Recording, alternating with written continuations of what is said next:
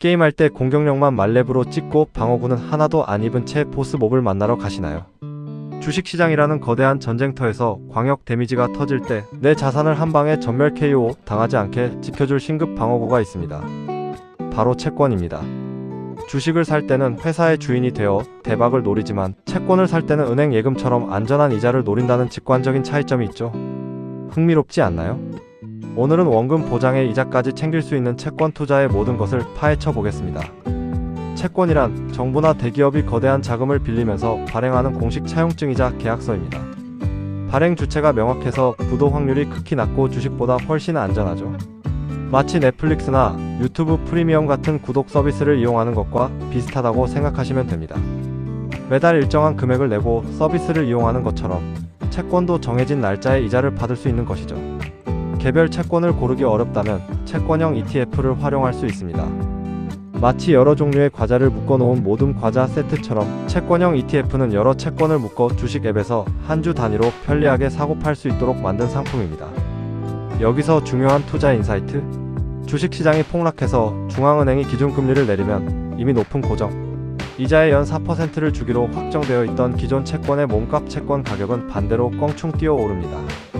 하락장을 공포가 아닌 기회로 만들 수 있는 방법이죠. 채권 투자 어떻게 시작해야 할까요? 그리고 세금은 어떻게 아낄 수 있을까요? 채권 투자 시 이자 소득세인 15.4%를 아끼기 위해 증권사 앱에서 ISA 개인 종합 자산 관리 계좌를 개설해 매수하는 것이 현명합니다. ISA 계좌 내에서 채권 투자로 발생한 수익에 대해 일반형 ISA는 연간 200만원, 서민형 ISA는 연간 400만원까지 비과세 혜택이 제공됩니다. 이 한도를 초과하는 수익에 대해서는 9.9%의 낮은 세율로 분리과세되니 세금 부담을 확실히 줄일 수 있죠. 채권 매수 방법은 크게 두 가지가 있습니다. A.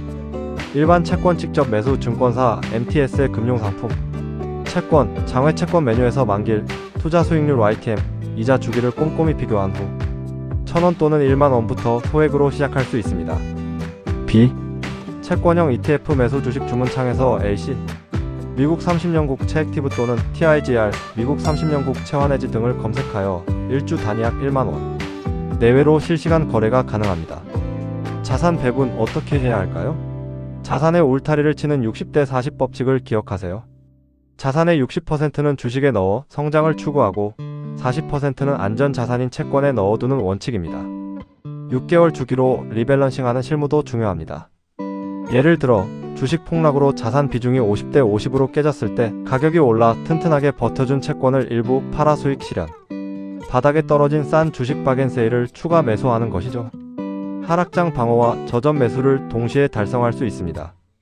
이렇게 폭락장에서도 돈을 버는 영리한 자산 배분 노하우를 계속해서 마스터하고 싶으시다면 지금 JB파파의 쉬운 경제 구독과 알림 설정 잊지 마세요. 채권 투자 시 초보자들이 가장 두려워하는 중도 해지, 위약금 문제는 어떨까요? 크게 두 가지 종류로 나누어 생각해 볼 수 있습니다. 종류 1. 일반 시장 거래 채권 은행 예적금과 달리 해지 개념이 없고 주식처럼 타인에게 중도 매도하여 현금화합니다.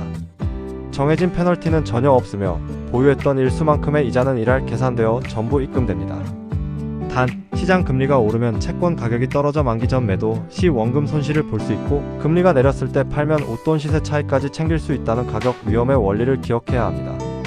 종류 2. 개인 투자용 국채시장 매매가 불가능하며 발행 후 1년이 지난 시점부터 정부를 상대로 중도 환매를 신청해야 합니다.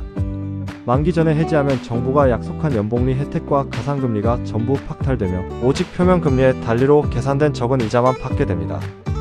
더욱이 만기 보유 시주는 강력한 14%, 분리과세 절세 혜택까지 완전히 사라지는 치명적인 페널티가 적용됨을 명심해야 합니다.